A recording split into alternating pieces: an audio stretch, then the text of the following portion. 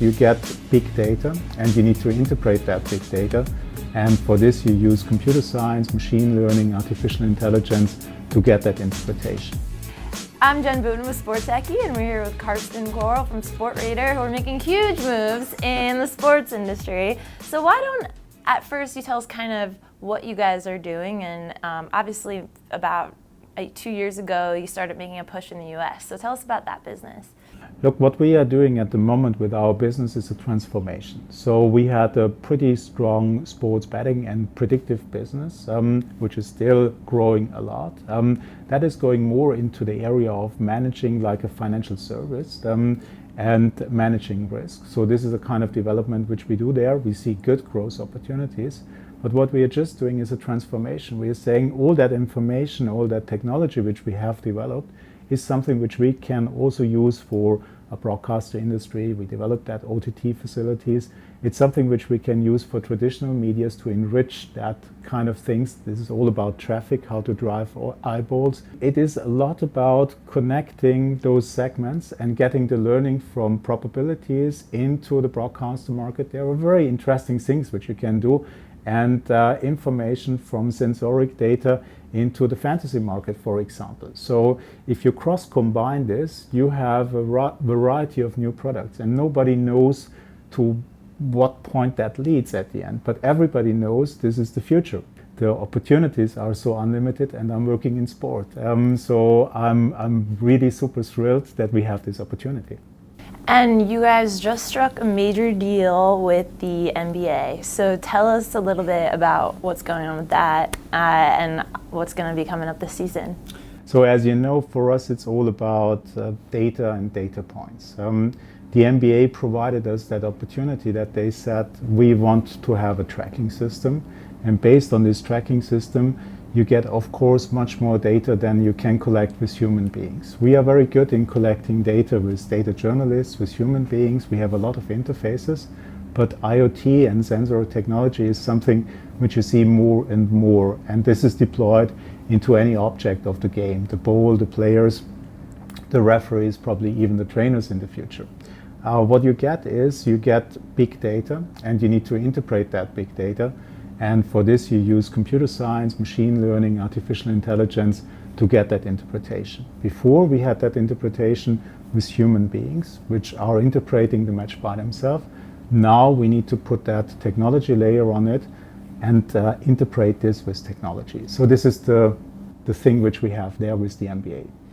So when you're saying interpret the data, so obviously you have plenty of resources in place and partnerships to collect this data. So when it goes through the Sportradar system and you're interpreting it and then shooting it out to your partners, whether it's media partners or others, what kind of interpretation are people, your customers or clients, looking for? It's a visualization. So what you need to find is you need to find a meaning in the tracking data and saying, okay, what is a pick and roll? What is interesting from a shot probability, and how can you use the sensoric data plus the data which is collected with scouts to come up with a new product. And the fascinating thing with machine learning is that the machine learning will tell you things which you don't see with human beings. So you see cross relations there, and then the challenge is how to put it into a product. The first wave of product is of course a basic visualization which you use on your mobile, which you use on the desktop. The next stage is then working on VR, working on systems where you transmit information with chatbots or something where you get more interactive. This is the second wave of products. At the moment, we are working on the first wave, and we like to deploy on the first wave a mobile product where we visualize some of the IoT data and some of the data which we collect on the ground. And some of this is going, well, I would say much of this is going, in the US at least, to boost fan engagement, right? So tell us a little bit about how you're interacting with these media companies to get fans more engaged, and how, that clearly seems to be the future of how people are consuming sports. I think it's fair to say what you have to do is you have to collect as much information as you can about the sport, about the players.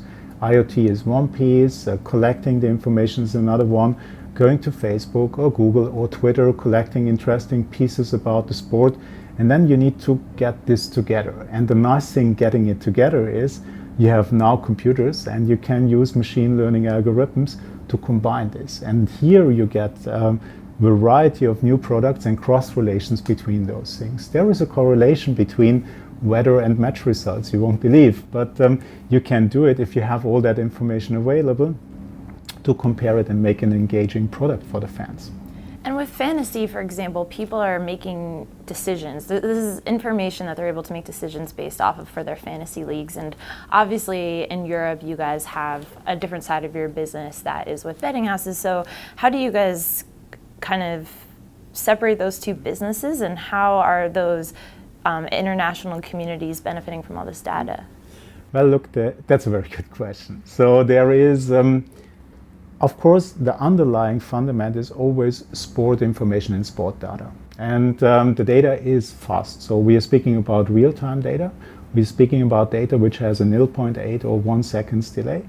This is something which was at the moment, or is at the moment, not so popular in the US because people don't know how to use it. But if I give you the information about a touchdown 20 seconds before you see it on TV, you will learn that this is a nice information to have. So this is a very basic thing with the real-time information. Looking now on what we are doing with the betting industry, that's quite similar with the fantasy market. It's all about probabilities. So you're predicting a potential outcome or potential results during a match. And there is a mathematical algorithm which can help you with this. We obviously do this very well. We do this since more than 10 years. And I would say we have a very proven concept for more than 40 sports.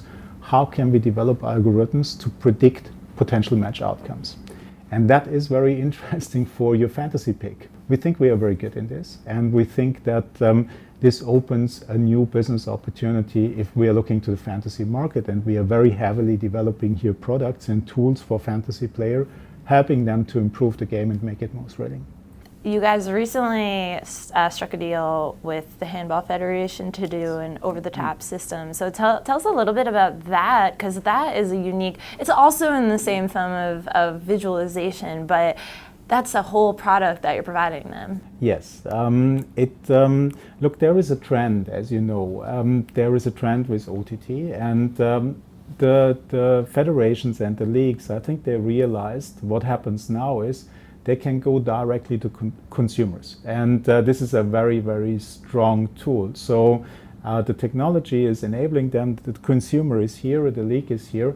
They don't need this infrastructure with satellites and broadcasters and cables. You can transmit these things via internet.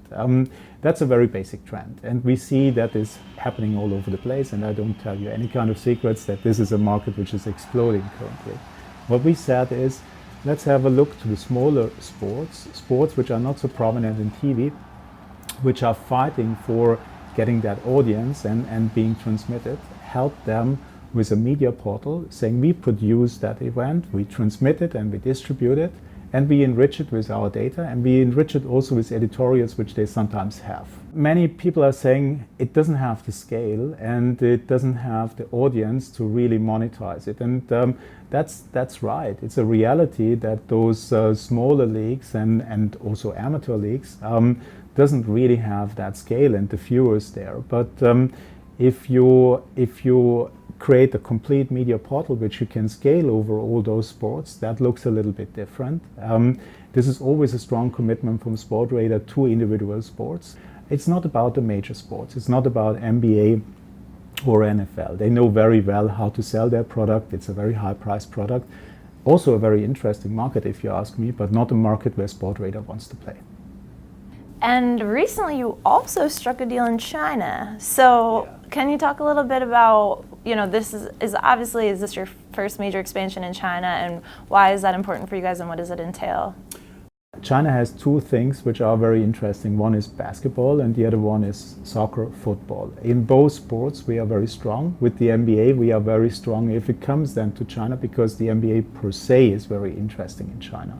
So it was a very natural step to say, now that we have the NBA deal, that we can make all this fancy technology around visualizing IoT data, that there is a demand in the Chinese market. This is something where I believe, let's say in 5 years, China might pick up with the US from a market size, because the development is very dynamic. That's looking now really far in the future in a dynamic market, and you never know. But looking to what I see and what happens there, I believe it's a qualified guess to say in 5 years that market sizes for our information and services might be identical. It's completely different how they see sport and how they see distribution. They are fully mobile. I think they are far ahead of the US if it comes to mobile consumption. But the way how they do it is completely different to what we are used here. So it's very exciting for us. But the underlying thing, the fundament, the sport and the technology and the sport data is the same. Find out more about what Sportradar is doing on sporttechie.com.